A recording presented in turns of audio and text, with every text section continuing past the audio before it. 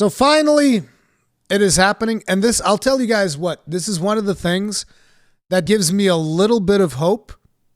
I'm not on hopium. Again, from a pure consumer perspective, I would still not get invested in it at all. But the fact that Blizzard actually went out and talked to Asmongold, and I've heard, somebody was telling me yesterday that they're going to talk to Preach as well. Like, that is very surprising.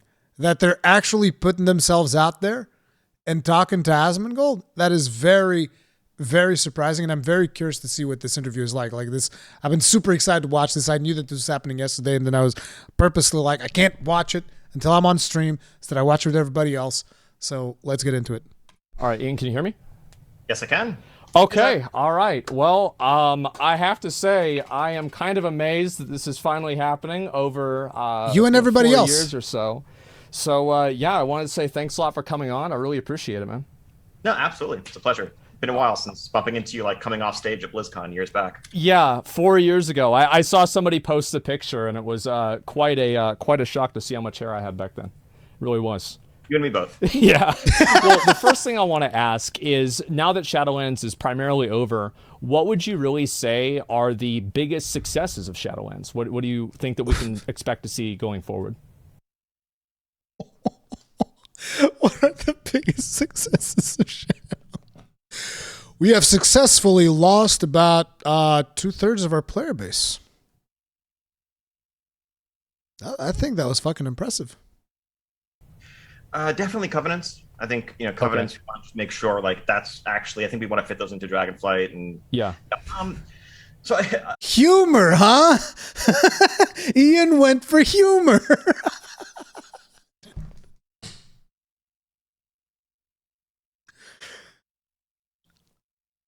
Oh my God, dude. Imagine the arrogance, right? It's like, I know we're only 40 seconds in, but just like, imagine the arrogance that it takes to like fuck up so monumentally and then make a joke about it.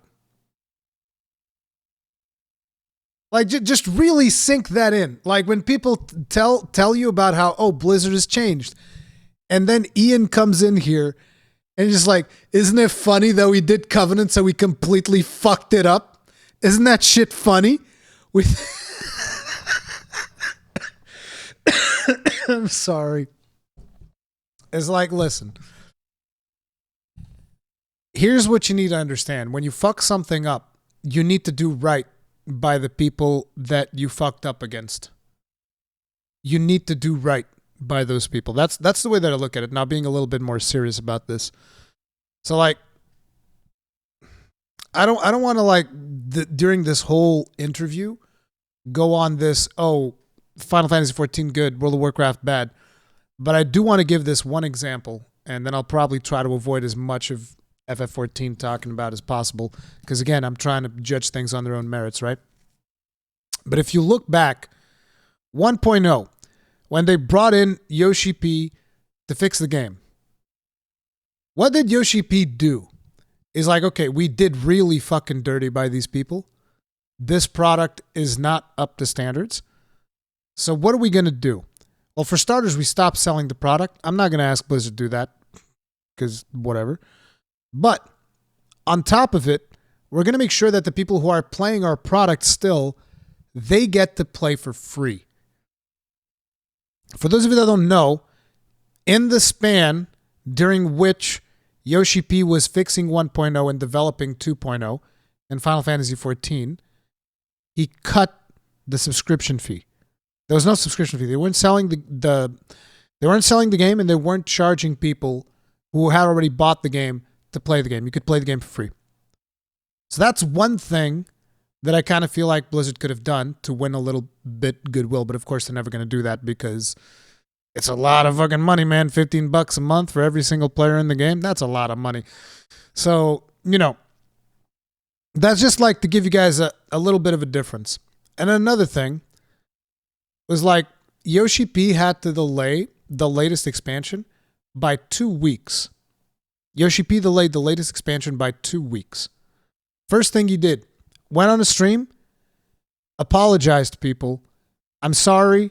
He didn't make a joke about it. He was like, I'm sorry. We fucked up. We have to delay our video game for 2 weeks. And he delivered like one of the best MMO expansions ever. But he still apologized for a 2-week delay. Okay?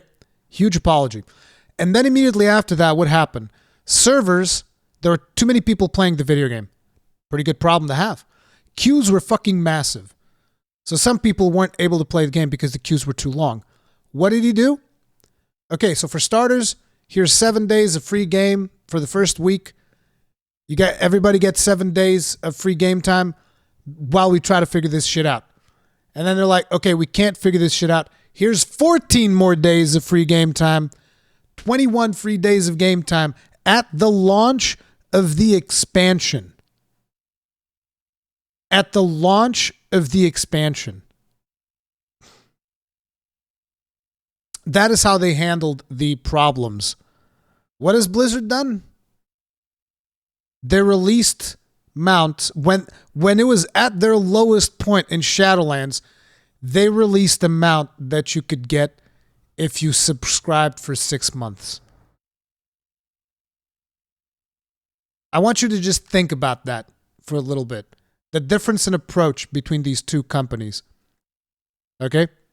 A 6-month sub mount. That's what you got with Blizzard. So yeah.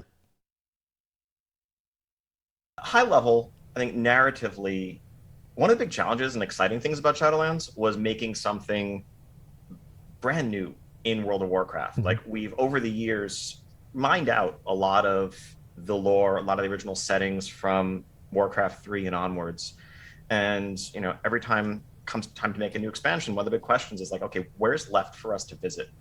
And I think the challenge of, say what you will about Sylvanas, the Jailer, the rest, I think building environments and building characters and cultures in the enchanted forest of Ardenweald and, the Gothic castles and cities of Revendreth and so forth, and having that feel like an extension of World of Warcraft and having players really vibe with those environments and call them home, I think that was super satisfying for all of us. So he's basically bringing up the only thing that he can, which is the art style. Art style is amazing. Yeah, completely agree. Sure.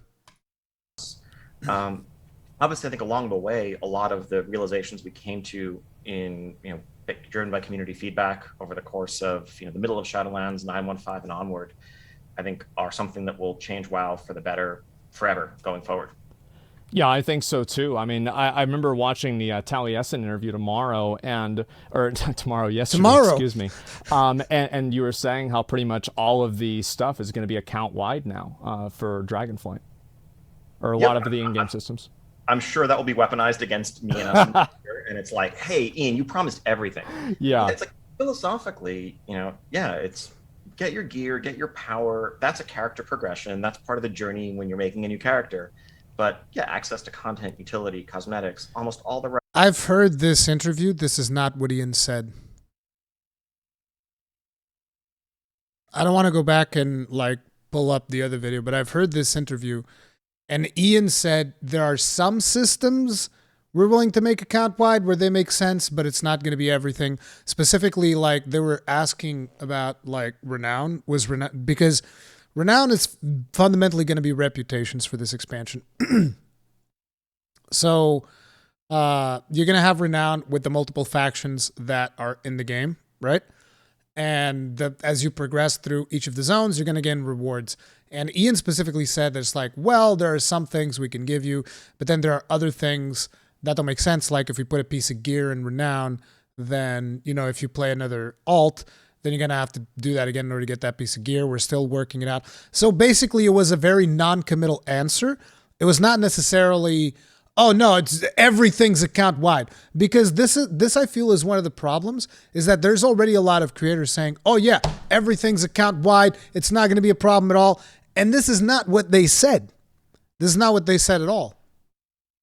And we also want to ask the question of, how fun is the content that you're going to have to do to replay multiple times? Good question. Exactly. And the less it is, the more we want to make that optional. And have Yeah. it be something you can choose whether or not to do. Okay, that's great. Yeah, I'm very relieved to hear that. I know that was something that a lot of people complained about in BFA and also Shadowlands, so it's a huge relief. The next thing is I wanted to ask about the dragon riding abilities in combat. Do you think that we're going to be able to ride these dragons into combat in a battle like Malagos or something crazy like that? Nope. Maybe at some point. Yeah, I think Really? one of the things, like, we don't have anything planned like that right at launch. I think So we wanna no. really understand how the system plays and its strengths and weaknesses and what it's good at. And then I think trying to incorporate your Drake companion into some future dungeon or raid encounter, or even something in the outdoor world or whatever, feels like a cool space to explore. But like, let's build a solid foundation first and then figure out how to build upon it. Focus on. By the way, I'm a big fan of the dragon riding feature. Just want to make sure people understand I'm a big fan of that because, like I said, I want them to innovate on traversal, and I think that would be really cool. But we'll see how it pans out because it doesn't seem like that feature is going to be exactly the way that I would like it to, but we'll have to wait and see for that one. But dragon riding is one of the things that I think is a big positive for this. Step 1 until we get to step 5. I think that makes a lot of sense. Yeah. And so outside, dragon riding is obviously something everybody's going to be doing. And of course, we're going to get new raids, we're going to get new dungeons. But is there any other content that like just a casual player who just logs on and just wants to enjoy the game at large is going to really have to do on a daily?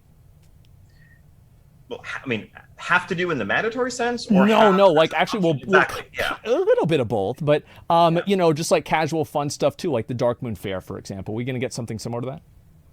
I mean, so I think Asmon's got that golden saucer fix, baby. He's like, oh man, can you guys make the Dark Moon Fair more like the gold saucer, man? The gold saucer was so good. maybe not Dark Moon Fair specifically, Yeah. but I think everything, events, world content in general. I think Zereth Mortis is like it's one zone. We're looking to, in a lot of ways, build an entire continent, an entire expansion with those philosophies and that approach. And so things like protoform synthesis that currently exist just as a fun collection space to explore is the kind of thing we want to do more of. I think we've in a lot of ways underserved something that may be almost a silent majority in our game, or a quiet majority, which are people who aren't looking to top meters and push keys and get their PvP rating up. They just want to explore, do chill stuff, and feel at home in the world, and while still serving the core raid, dungeon, all the rest. We want to do more for that group in particular in Dragonflight.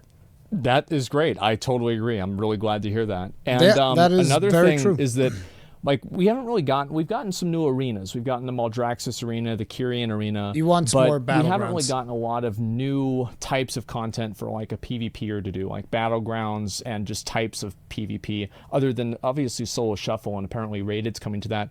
Are we going to see more battlegrounds or more war mode features in Dragonflight as well? Long term, that's something we want to do. I think the focus, as you mentioned, is on a rated version of solo shuffle, making some changes to the way gearing works in PvP to make it more just like a couple of fixed tiers. So the conquest gear is conquest gear. You don't have to worry about upgrading it as you go up in rating, so that the experience of getting into the season or catching up on alts is less painful. And I think with war mode, we often, the best war mode content is the organic stuff. It's not the thing that we set up as like a specific PvP event, but it's something like assaults in 8.1 BFA, where it's like there's just stuff that both factions want to do. There's extra bonuses for having war mode on. There's natural collision that occurs, and that makes for some fun world PvP. On the battleground question, we want to add more battlegrounds. I think there's work we need to do to overhaul our kind of underlying BG system before that makes sense. I think part of what we've seen over the years when we add battlegrounds, we're adding one battleground into a big rotation. Which most people random queue for, you might queue all afternoon and not land in the new battleground at all. And so it's like, is that really changing the experience in the way that we would hope that new content would? That's why I think recently you've seen us pivot to brawls a lot, where we can have at least focus on that specific brawl in a specific week or two. But I think as our general approach of looking at evergreen systems and foundations of our game continues, we have the ones we're focusing on right now for Dragonflight. I think looking at how the BGQ pool works, and maybe there's something we can do there with a seasonal rotation going forward that lets us bring in new maps and focus on specific ones. There's a lot of stuff we want to explore in the future, but not for Dragonflight right at launch. So kind of like the seasonal thing that you're doing with the dungeons in Mythic Plus, kind of.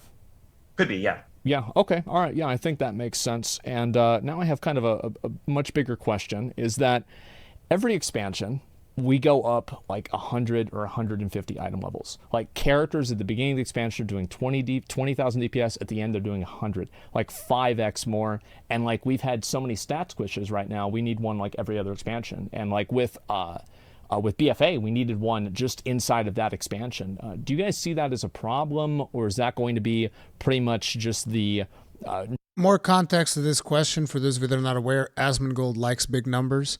So he's just like, he just wants big numbers. He wants big, fat, like 500,000 crits, whatever. Doesn't matter what they mean. He just wants big fucking numbers. norm going forward? There are aspects of it that are problematic. I think not having that extra multiplicative borrowed power helps keep that power creep in check. Like over the course of Legion, some of your power came from gear. A huge portion of it came from dozens of artifact traits and legendaries and all the rest multiplying across that. That was great. But the item level progression, honestly, that's been part of World of Warcraft since I would say the middle of Wrath of the Lich King. Mm-hmm. Right around like Older War into TOC into Icecrown was the first time in WoW where Blizzard kind of officially said you don't need to go back and farm old raids anymore. You don't need to keep farming for your DFT all expansion long or whatever. It's just the new tier is a fresh start. And that has a lot of advantages in terms of just accessibility, making it feel like it doesn't matter if you missed a patch, you're not forever behind. You can come back, join your raid guild, play with your friends, jump in, join pubs, whatever, and do the new thing.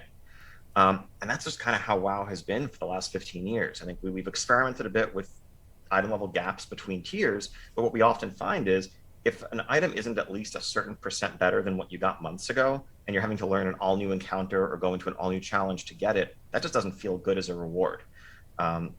If you're, a guild that does normal raids and progresses into heroic over the course of a tier, let's say, but you're going to start in normal of the next tier.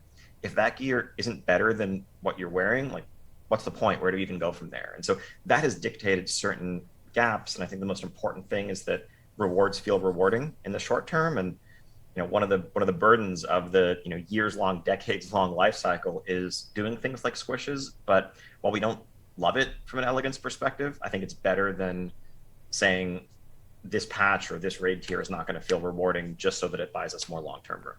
And like how long do you view that like kind of upgrade cycle being? Because we've had a few of these overlaps happen. Like you remember like Ashvane's Razor Coral or like Ashara's Font.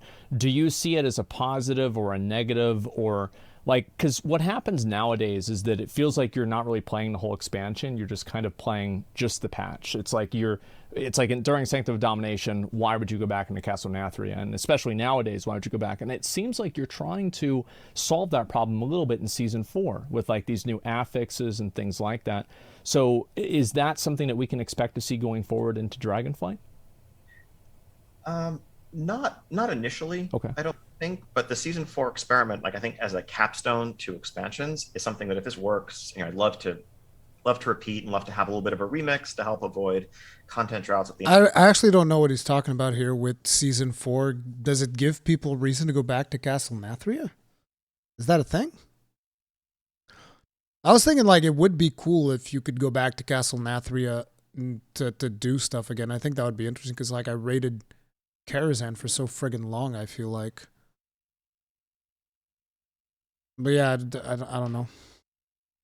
End of expansions, along with, of course, just getting the damn expansion out faster. Yeah. But I don't know. I think a lot of this is listening to what players prefer. I think a lot of what we've heard is that when there are those one or two outlier items from prior tiers that feel relevant long term, they're adding raid affixes. You mean like Mythic Plus? To promote doing all Shadowlands content again? What's the reward for that? So like they're making the raid harder. They want you to go do the raid because that's what affixes do. What is the reward for you doing the raid on a harder difficulty?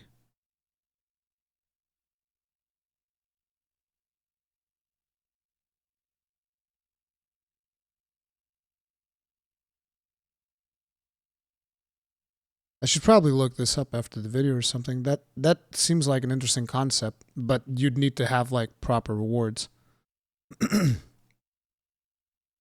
Negative feedback on that. People who don't really feel like they want to have to go back and There's a new mount for doing all of them, and I think you can also upgrade the gear. You can upgrade like what, Castle Nathria gear to be more relevant? Interesting. Interesting. I'm curious. I was not aware of that system. farm up Sylvanas daggers or whatever else, particularly if they skip that tier and now you're like, oh, I want to switch to Rogue in, for Sepulcher. Oh, I have to go find pugs and go back and do this other thing. And also, when it's the idea of making more stuff in that space, people are often happy to move on from a setting that they've spent months in, whether it's, raiding with a guild, progressing, or pugging. A new environment is part of what's exciting there. So I think we're open to it. And if there's a couple of outliers, we definitely don't want to, stop those items from being exciting. But I'm not sure, feel free to correct me if I'm wrong. I'll certainly look at feedback that comes out after this interview, but I'm not sure people are clamoring to have reasons to go back and do Sanctum every week right now. It's weird because, like, for some people, I think they enjoy it. For others, they don't. I mean, I know that, you can always go back and think of the items from, like, BC or even Wrath, or especially Classic. It's like people went back and remember they used that Classic trinket in, like, on Lich King, right? Like, that kind of stuff is really cool. Scarab Brooch. Yeah. Yes, the Scarab Brooch from Vicitus, exactly. And that stuff is great, but at the same time, it's just not, it can be frustrating for people at the same time. And so it's like where that balance is. But you're, in general, okay with a few items spanning a couple of tiers? I would say a couple of tiers is probably a lot. I think one tier is fine. I guess so. Yeah, something like Sylvanas daggers is fine. No Arcana Crystal? Yeah, no, not so much, no. Yeah, okay. All right, well, I mean, now that we're talking about loot, why do you not want to bring back Master Looter? So I'm sure everyone is like, why are you even wasting time asking this question? I've answered it 50 times. What if I told you I kind of do want to bring back Master Loot? Okay. And the team does.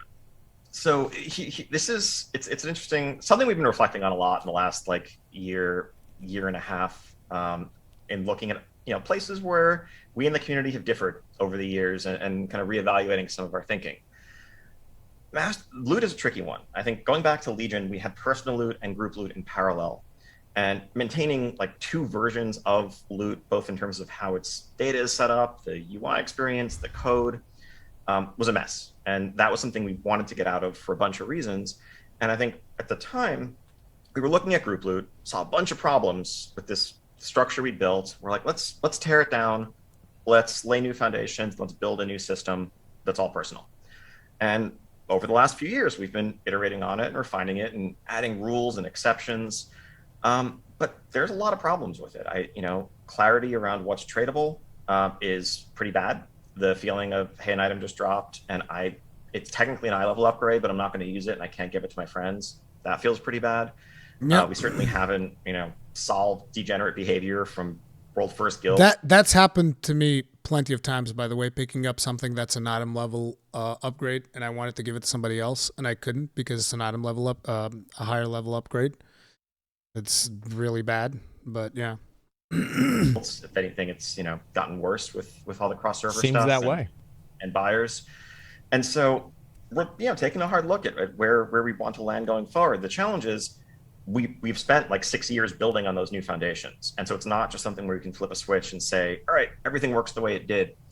But I think there's a lot to be said for keeping personal loot in some spaces like Outdoor World, trash and dungeons and raids. I don't think anyone needs group loot trappings there.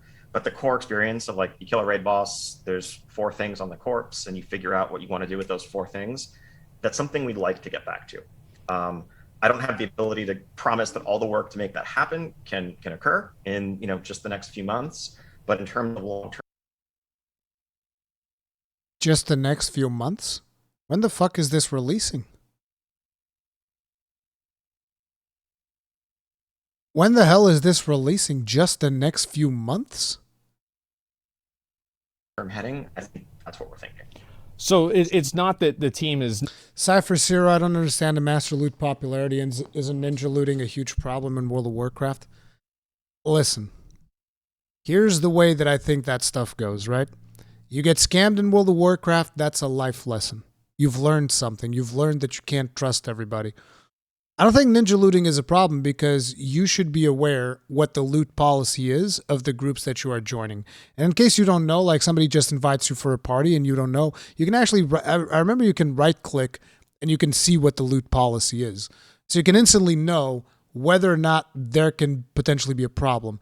So at that point, it's a choice. Now, the reason why Master Looter is such a popular thing is because, to give you an idea, for instance, the way that we're rating in Final Fantasy XIV right now is with Master Looter. So what this does is we basically decide amongst ourselves who gets the loot as opposed to a random roll, right? And why is this an important thing? It's important because that way you can optimize your group and be like, okay, this person really needs a piece of gear right now. That's going to increase our chance of success. So like in 14, for instance, we're like, okay, we need to push our DPS, and pushing up our DPS is going to make things easier. So therefore, we geared the DPSers first so that they could deal more damage. It makes the raid easier in the future. And it could be the same thing in World of Warcraft. Like, let's say, for instance, the healers go and they say, like, oh man, this encounter was really hard to heal. Then your raid leader can start thinking about, okay, so we should probably try gearing up the healers or the tanks in order to make them, more survivable.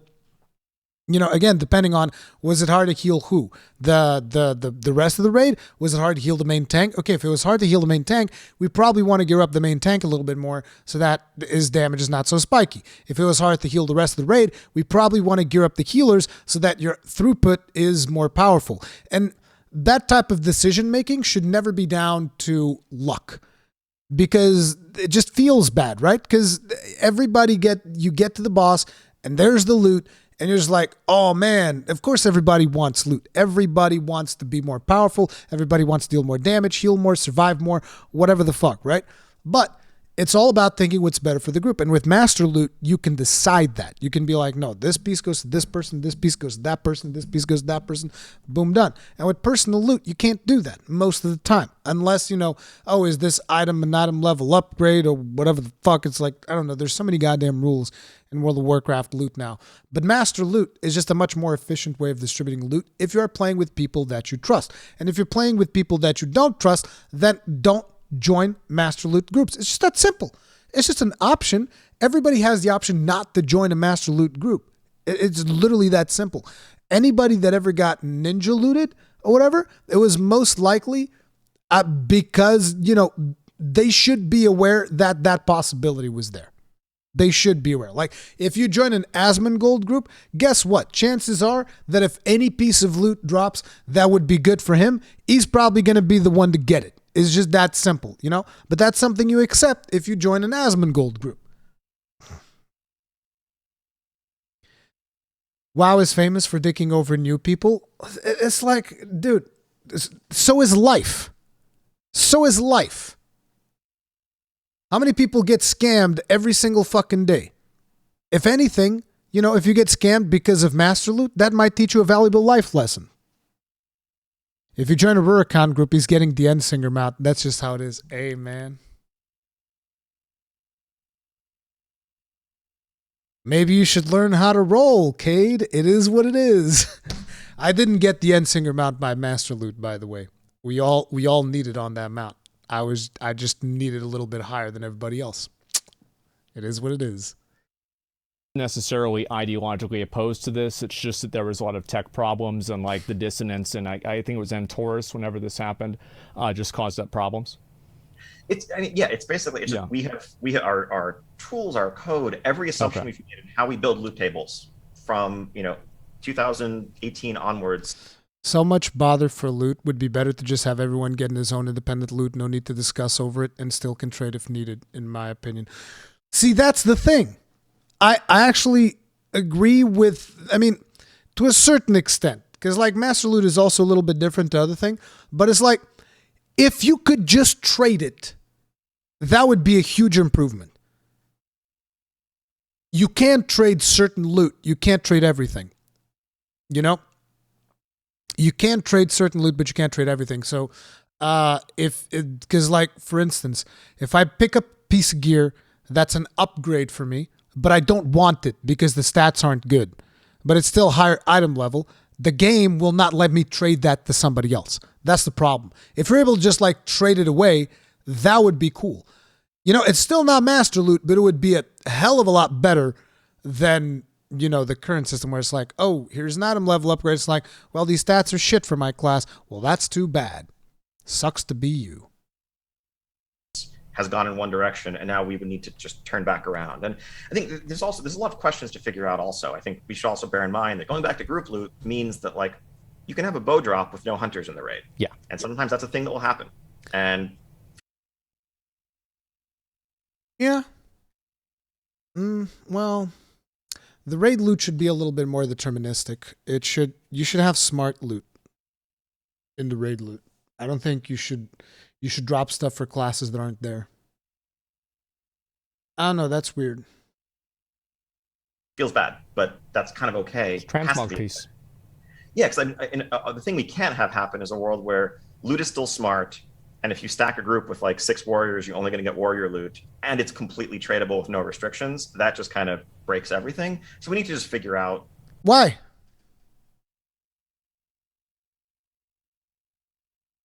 Genuine question. Why?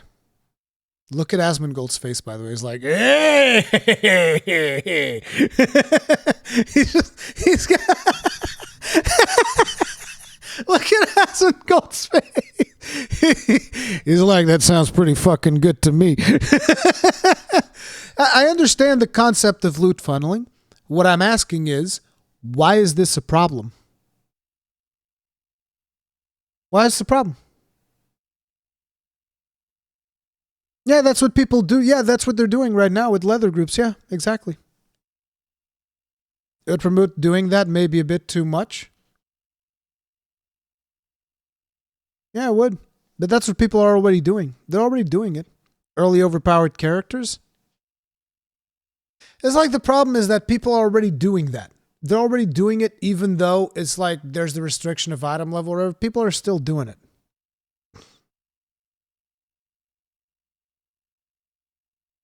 It's not, remember that random guy we had for P1S and he got all the pieces, almost all of them, lucky day for lucky guy. Yeah, exactly.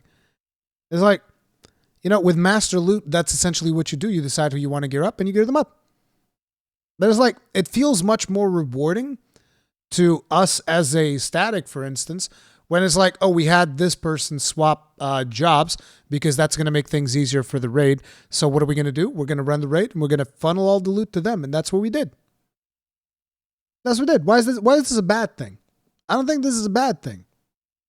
It's like, hey, this person gets loot.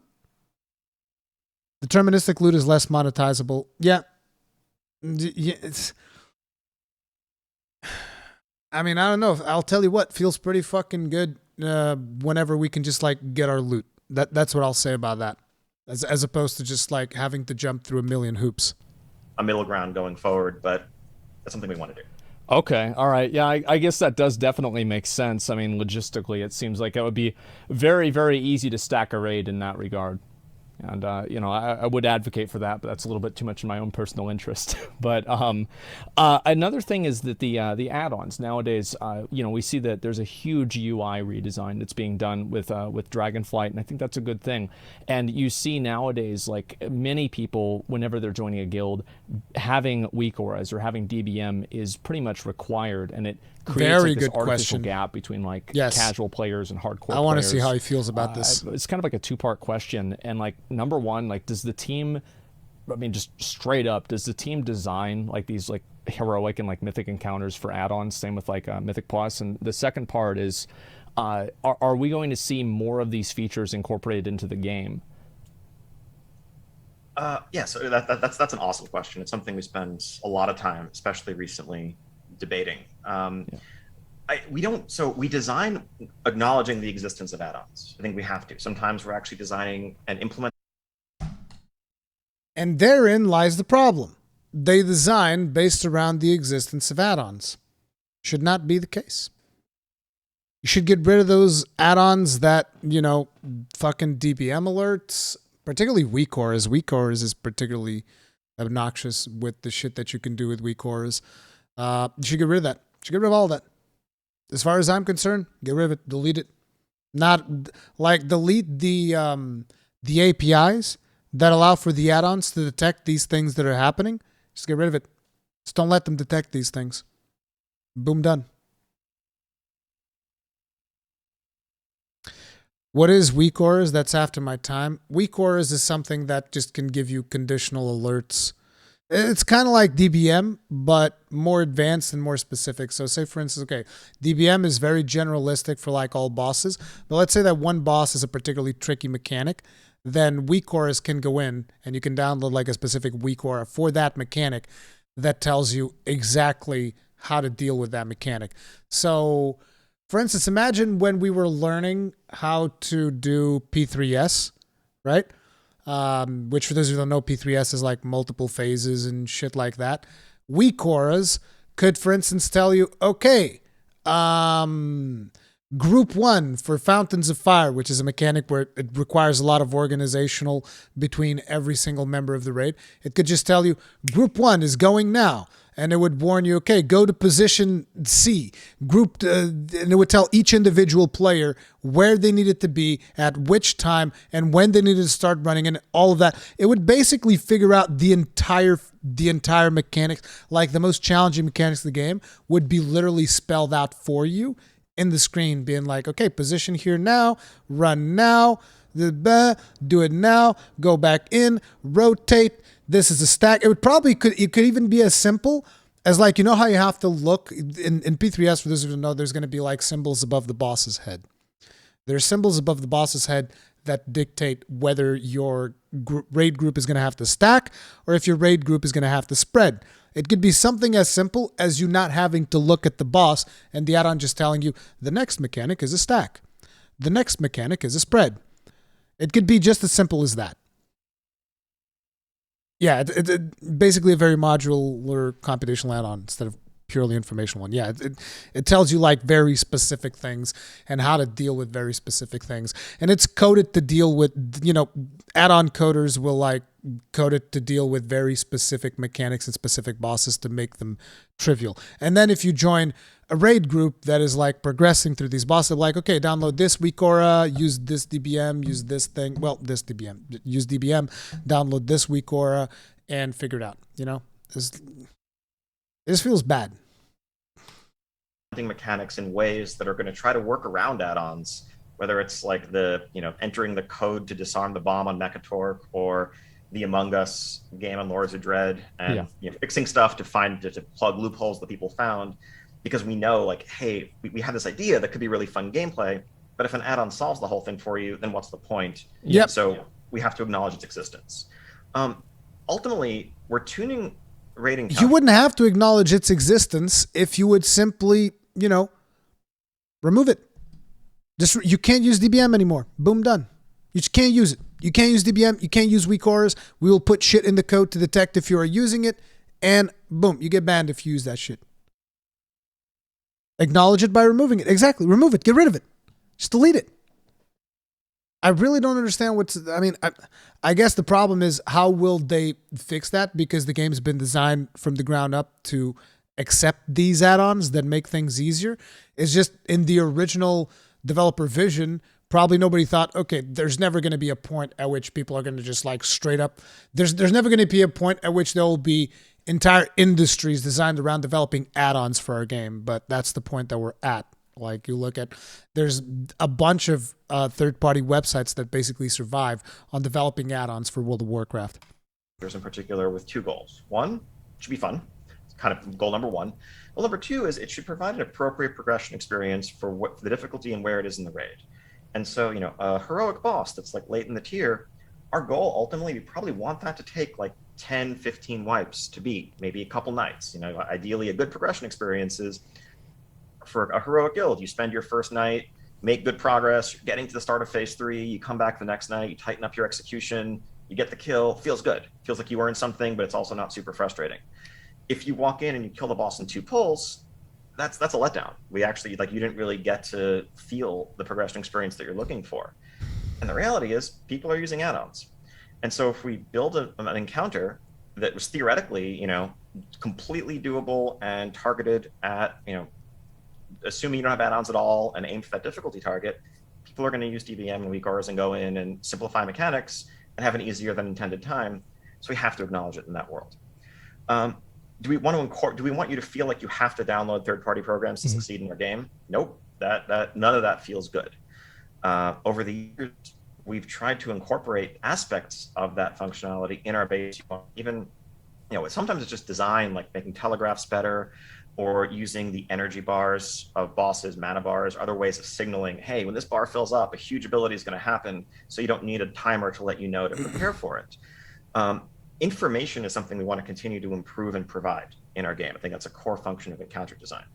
The problem that we've seen, and that we don't really know how to solve, frankly, right now, is that over the last few years especially, add-ons have moved out of informational into more and more computational. It's insane. And like that, then that's the kind of thing that's like solving the problem for you doesn't feel like a thing that it'd be bizarre for our own UI to do. Like, and a random example, we were talking about this actually in the office last week. Wrath Classic's coming out later this year. Eventually, you're going to get to Ice Crown Citadel. Random encounter from Wrath that came to mind was like Blood Queen Lanethel and Ice Crown Citadel. Really simple fight. A couple of mechanics, almost patchwork level, but the one signature mechanic, of course, was is the biting. Gotta turn to a vampire, bite other people so that you don't get mind controlled. Back in the day, I think as a raid leader anyway, I think most people kind of call that out on the fly. Call out names. Yeah, like you have some rough sense of like, hey, these are our top DPS, or these are Dude, me and Q, we had this one raid member who could not figure out this mechanic. She could not figure it out. It was so frustrating. She could not figure out that she had to bite people.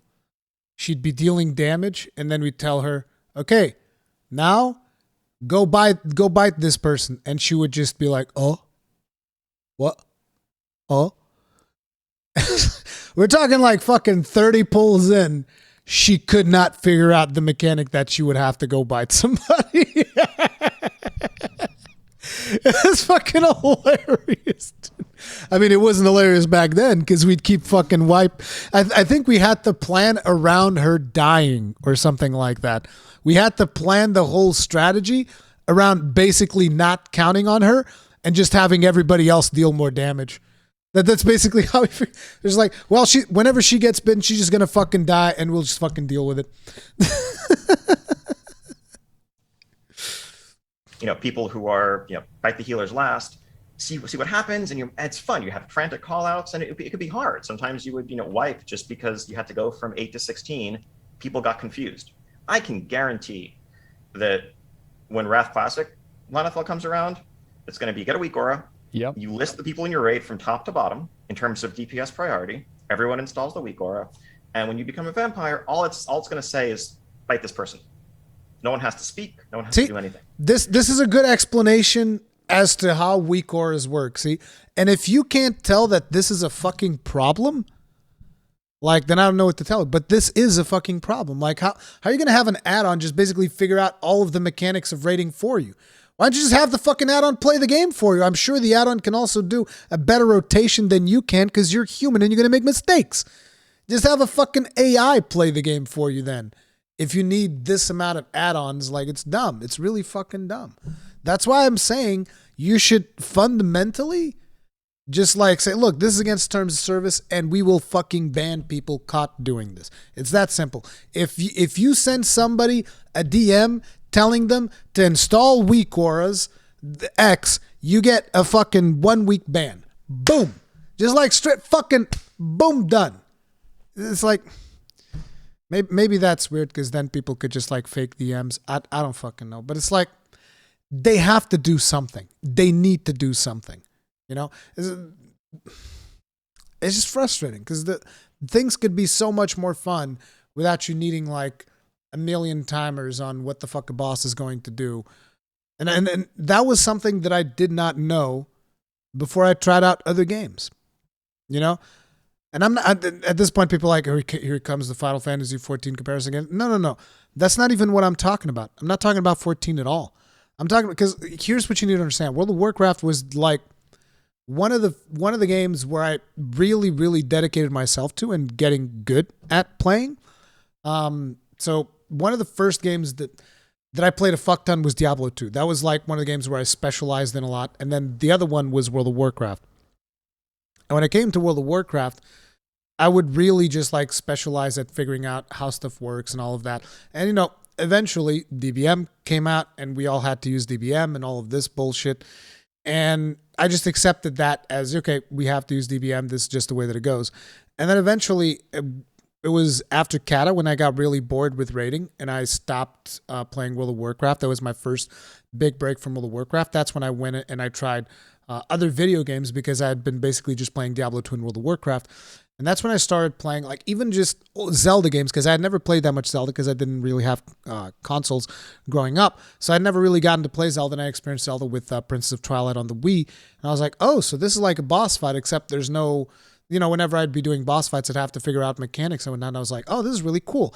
And then eventually, you know, I started playing Demon Souls and I was like, oh, I have to figure out this boss fight by recognizing its patterns as opposed to looking at timers and whatnot. And I know that MMOs and action combat, and obviously that's going to be very different, but it just felt way better to do those boss fights in other games where it's like, you know, I have to figure this out for myself, as opposed to having a timer that tells me boss is going to do ability A. This is going to be your reaction. Boss is going to do ability B. This is going to be your reaction. You know, that's the point that I'm getting at. Monster Hunter really opened my brain and told me to pay attention to whatever the fuck a boss was doing. Then again, they're super good at tells. Exactly. It's much cooler to figure it out by looking at a boss, what ability is he going to do, than having a fucking timer like pong. It's even like these are the sounds it even makes. It go like boom, like you're at an airport and it's announcing that your plane's about to take off. It goes like boom, and you know exactly what is happening. You know exactly what you have to do, and all you have to do is execute. That is boring. That is fucking boring. That's not great all around. That doesn't feel like where we want our raid encounters to land. In some ways, it stops us from doing cooperative mechanics and coordination that's fun. And I think like all of this was always possible. People just never did it. Like in add-ons back in the day, like bigwigs and stuff actively tried to avoid even making strategy recommendations. It was purely informational. And so maybe there's like an alternate timeline where if guilds had been doing this stuff 12 years ago, the same way AVR got locked down, or like back in Classic, cast canceling add-ons and decursive got changed, maybe that change would have happened. But now we have like a decade worth of add-ons, including things you use to play your rotation better and all the rest that are built on that framework. So it's not clear what the path forward is. I think we would have to we'd have to like do something like restrict yes what add-on APIs can access. Yes, in raids and dungeons. Yeah, wait, you can do that? You can do that and you haven't done it? Because like, listen, my whole part of understanding, like, here's the thing. The only reason why I'm showing you a little bit of understanding is because I didn't know you can do that. Like I said it, right? I said you should just cut APIs. I didn't know you could actually do it, right? Because I don't know how World of Warcraft code works, because I don't develop add-ons. I don't give a fuck. But it's like, if you can do that, what are you waiting for? Like, seriously, what are you waiting for? If you can just cut the APIs, cut them. Take them out behind the shed and shoot them. Put a bullet in their head. Delete those functions. Do it yesterday. You should have done that yesterday. You should do it right now. If you happen to watch this video right now, do it right now. Delete those APIs. Get rid of them. I can't believe that. Oh my God. Are you serious? Lose the remaining player base? Why? Why would you lose the remaining player base?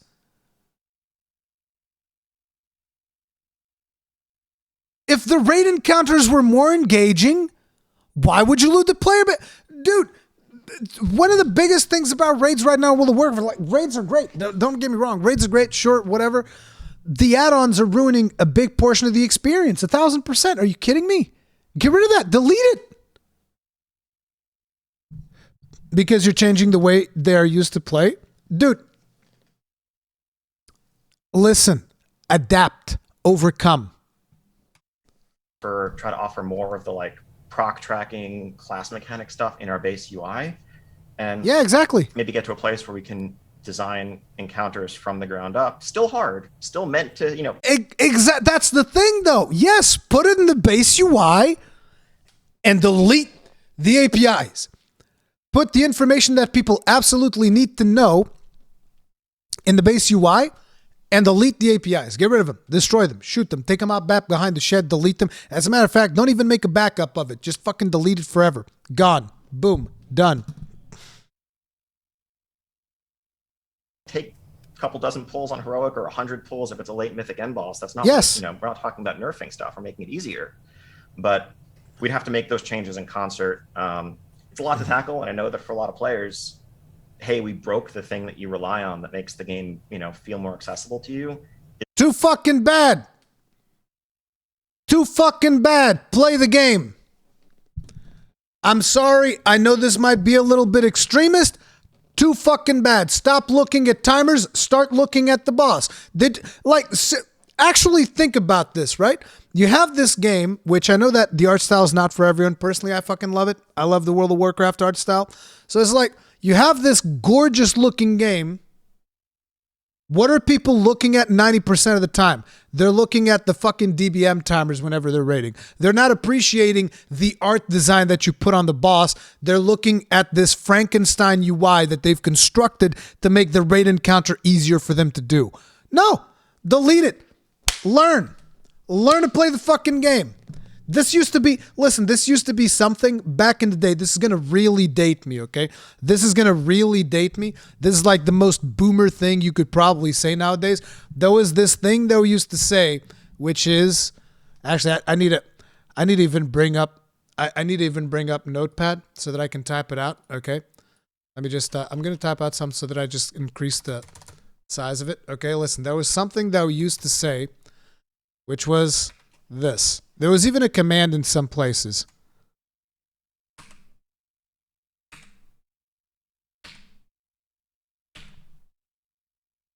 Who remembers this? Come on, chat, don't let me down. Don't let me down, chat. Don't let me down. Come on, chat. Come on, man. Don't leave me hanging here. Come on, somebody in chat knows, please. Yes, woodworms. Yes. Read the fucking manual. Or in this case, learn to play the fucking game. Read the fucking manual. Look at the UI. Learn to play the fucking game. Please, for the love of God. I'm gonna be an extreme. Now that I know, according to what Ian said, he can just delete that shit. I'm gonna be way more harsh about this point moving forward. Delete it. You literally have the solution in your hands, and you're scared to pull the trigger. You literally have the solution, and you're scared to pull the trigger. Delete those APIs. Delete them. It's like fucking Braveheart. Unite the clans. Delete the APIs. Unite the clans. Do it. Unite the clans. Isn't exactly a good message to swallow either. So, no easy answers, but it's something we're thinking about a lot. Yeah, I think so. I remember very clearly back in ICC where AVR got disabled, and then also, didn't that happen also in Nighthold? By the way, if you guys are wondering what AVR was so incredibly obnoxious, if I remember correctly what add-on they're talking about, it was so incredibly obnoxious that it would literally paint things in the ground for you. It would literally just like paint mechanics in it would actually like interact with, I think, directly World of Warcraft code, and it would do like fucking drawings in the ground that would make things so much easier. Like it would mark AoEs and shit. It would tell you where you're supposed to stand. It would tell you where the things were going to hit. It would, like Final Fantasy 14, not necessarily, not exactly like Final Fantasy 14. But some things, yes, like Final Fantasy 14. But it would make things so much easier. I think add-ons are a cool feature in World of Warcraft. People like customizing their UIs, and that stuff is just raid encounter stuff that shouldn't be accessible. I agree. I entirely agree. Like, listen, if you want to customize your UI, make it like a Frankenstein-looking monster, you should be able to do that. As a matter of fact, you should be able to do that with tools from the game. You shouldn't even need to get add-ons to do it. But sure, get add-ons to fuck around with your UI as much as you want. put like fucking Belle Delphine on your UI if that's something that you want, like a fucking JPEG of her, some bullshit. I don't care. You remember back in the days there was like Peggle add-ons even, that you could just like literally play Peggle in World of Warcraft through an add-on. Sure, do all that. Fine. Perfectly fine. No objections whatsoever. But raid encounters? No. No, no, no. With like Star Augur and Exorcist too. Yeah, it was like that. Yeah, that was like different ways of putting The 3D lines. stuff, like attaching to nameplates, or yeah. So have you all ever thought about actually just like disabling the combat add-ons? Is there Or DPS meters? I love seeing how my Dark Knight deals more damage than your Paladin, even though you have 15 items level more than me. Yeah, I'm sure that Ultima Weapon had a good time with your health pool the last time that we did that. That was fantastic. It looked like you were trying to speak in Morse code whenever we were doing that encounter, because your health pool was binary. It was going like zeros and ones and zeros and ones. It was great. So I think it's good that you deal more damage. It's just a damn shame that you can't survive worth a fucking damn. A little bit of static trash talk. ever been conversations about that, or is it just Conversations kind of about removing an idea? combat add-ons? It's, please. I mean, it's an idea that we've had conversations about. I think the challenge is like, the fundamental piece is, can add-ons tell what buffs and debuffs you have on you and members of your group have on them? If we say no, okay, cool, we just broke like all raid frames, everything that you use to, even just baseline, tracking uptime of your slice and dice or whatever. You just want. I failed to see how this is a problem. Because I'll be real, with the new UI, I don't give a fuck if you break the add-on, the add-on UIs. Because the new UI looked way better. So yeah, sure, break it. I don't care. Whatever. Boom, done. An add-on that makes that. Yeah, look at the buff bar. I don't know what slice and dice is. I'm assuming it's some kind of a buff. It's like, hey, guess what? I need to keep track of my fight or flight as well. I look at the buff. I need to keep track of my rogue attack speed. Really? Look at your buff bar. Like, what? It's like, listen, I even put a special buff bar that tells me how many and this is not like an outside add-on. This is made with in-game tools. I have a little buff bar that I have just to keep track of my Requiescat. And it tells me you've got 5 stacks left. And when I need to know, I look at it.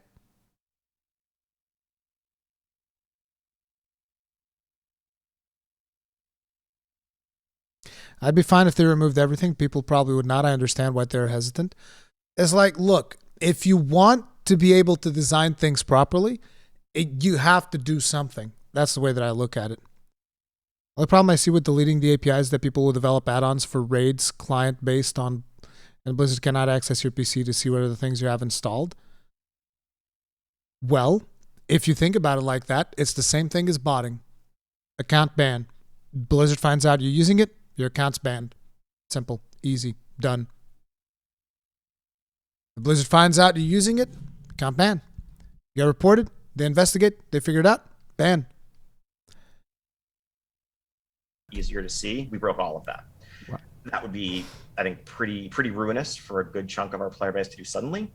So I think we want to try to figure out a path forward, but it's not clear. Okay, yeah, I think that makes sense. And will we be seeing some of those improvements and kind of some of those implementations of some add-on features in the new UI that's going to be coming out in Dragonflight? Yeah, absolutely.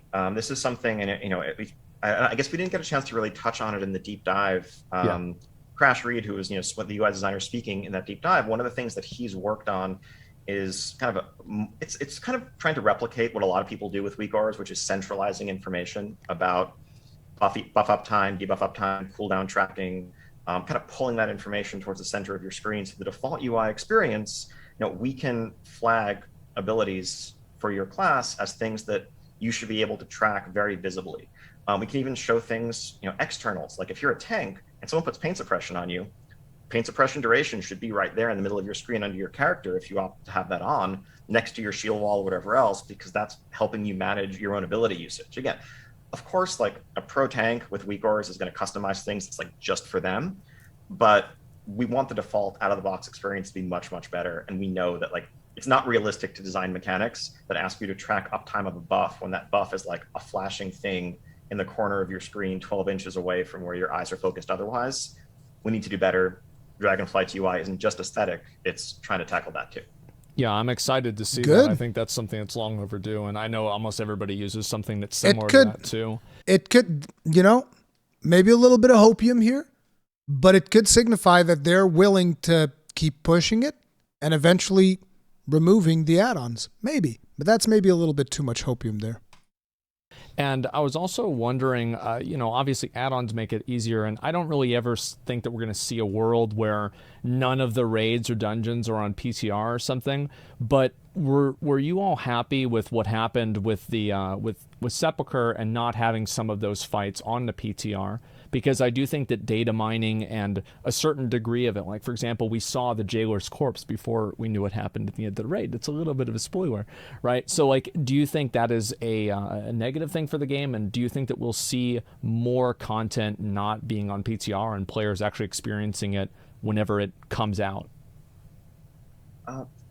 I think we're happy with how the Sepulchre bosses worked out. They weren't like completely free of bugs, but overall, I think it was a smooth experience for all the guilds that went through it and all difficulties. And the fact that like it was a genuine surprise and people were figuring it out as they went, like all of that was exciting to see. We'd like to do more of that. Data mining in general, I mean, I think when it comes to story, definitely makes for some odd like piecemeal experiences where this portion of the story is visible, but then like no one knows what the cinematic is. So then all of the focus becomes, the cinematic as opposed to the entire story that's told in context. Yeah, ultimately, we want to strike a balance between being able to get the feedback that's going to be important to make the game better. I think if we didn't have PTR at all, well, people wouldn't have had a chance to tell us after playing with and testing their set bonuses on target dummies or going into the raid that, hey, this feels kind of frustrating, or I don't like the way this interacts with my rotation. And we wouldn't want to lose all of that. That's not like finding bugs. That's just getting ahead of important feedback that's going to make the game better for more people. Yeah.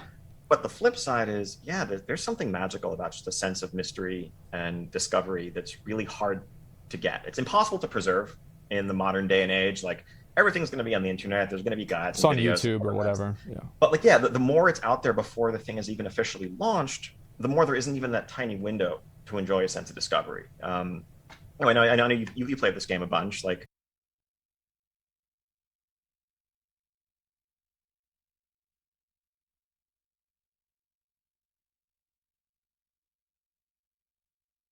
Hearing Ian talk about sense of discovery, holy crap, dude. That just blew my mind. Wouldn't have expected that. In a good way.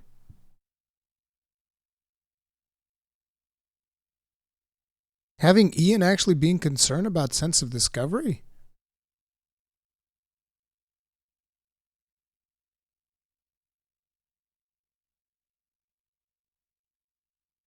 Yeah. Played a lot of Elden Ring right when it came out a couple months ago. And one of the really fun things about that first week, especially with how vast that game was, is like you could go to a wiki and the wiki would be blank because people hadn't figured it out yet. You could, find a cave and be like, I don't know what I'm going to find here, and no, there's nothing that will tell me right now. Of course, over time the meta gets solved, but being able to feel like you have that sense of discovery and exploration is something. Did he actually talk? Dude, my mind has been a little bit blown with the sense of. Was he talking about Elden Ring? What the fuck? Wait, let me go back a little bit. Everything's going to be on the internet. There's going to be guides. It's on YouTube or whatever. Yeah. But like, the more it's out there before the thing is even officially launched, the more there isn't even that tiny window to enjoy a sense of discovery. I know you played this game a bunch. Like, played a lot of Elden Ring right when it came out a couple months ago. And one of the really fun things about that first week, especially with how vast that game was, is like you could go to a wiki and the wiki would be blank because people hadn't figured it out yet. You could, find a cave and be like, I don't know what I'm going to find here, and no, there's nothing that will tell me right now. Of course, over time the meta gets solved, but being able to feel like you have that sense of discovery and exploration is something we'd love to get back to. And just working on encryption technology, working on thinking about how we can test portions of our game without revealing the whole thing for everybody. All that is. Here's how you can test portions of your game without revealing stuff for anybody. Pay a QA team. That's how hard it is. You pay somebody to do it. It's not rocket science. There's whole companies dedicated to that. You can even outsource it. You pay somebody to do it. Is Miyazaki the savior of World of Warcraft? Dude, I'll tell you right now, like, this to me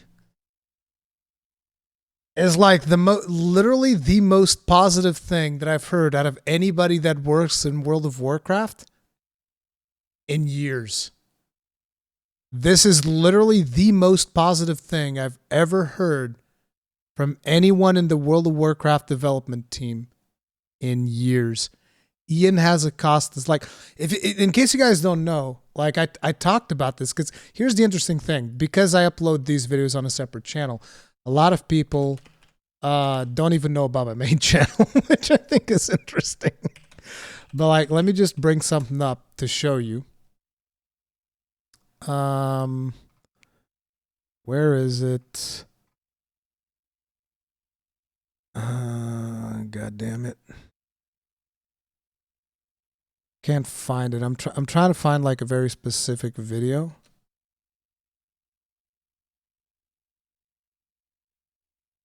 Seriously? Why can't I find this video? Give me a second. Hi there. My name's Shut up. Here we go. This is the one. Shields up. Joy of discovery in games if it's a relic of a bygone age. Wait, I didn't even put Elden Ring in the title of the video. What the fuck? I fucked that one up. Anyway, yeah, in this video I talk exactly about what Ian is talking about. So I just, like, not even that long ago, it was like on the 11th of April, I talked about this topic.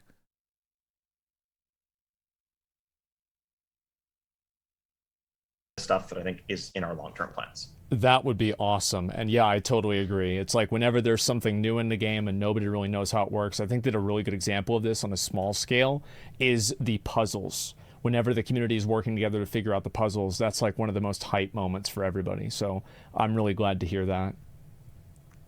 Next thing I was wondering about is the, what do you think is going to happen? Like now Wrath of the Lich King Classic coming out. Obviously, Wrath of the Lich King is going to run its course. Then what?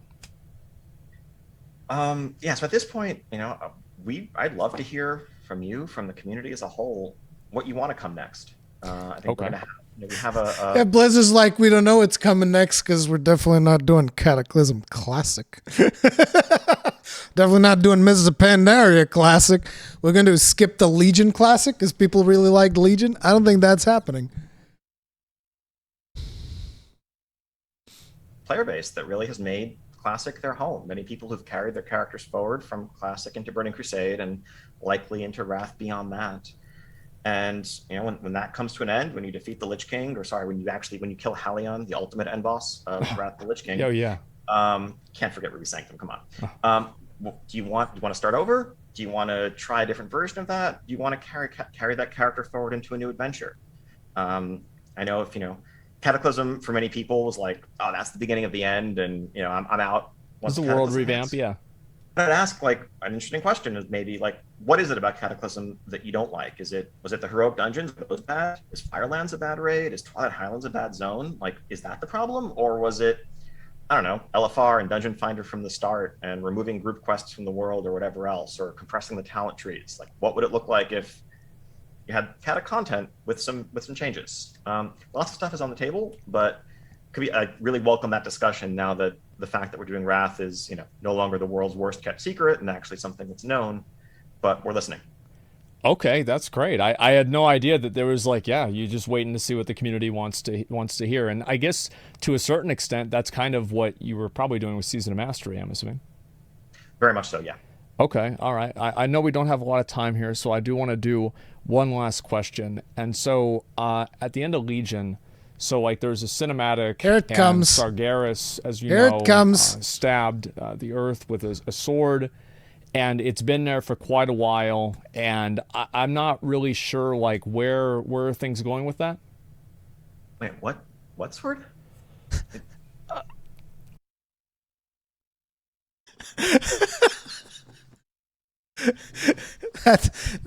As much as that is a little bit funny, it's not a good look. Especially when you can see that he's totally faking it. Because, like, look, if you get one of those people that know how to look at micro expression, you don't need that.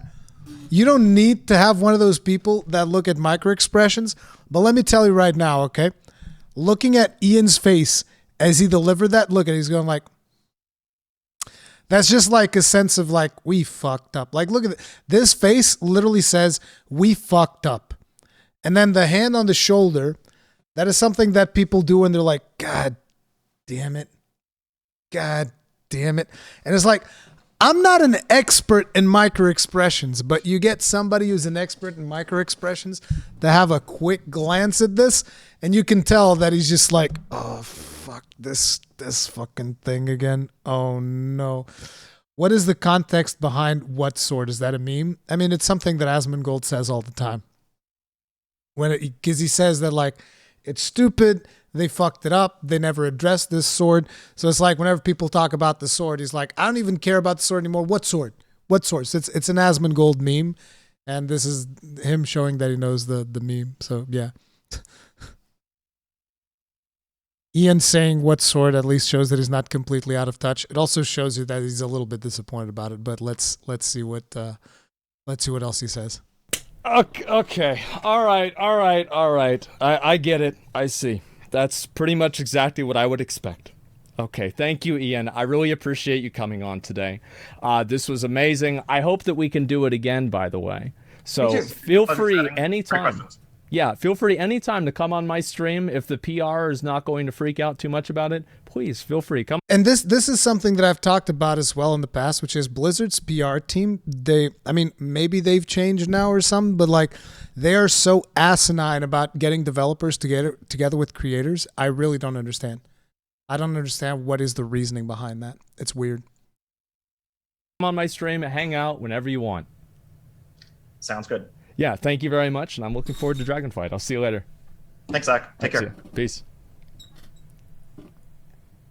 Okay, let's see here.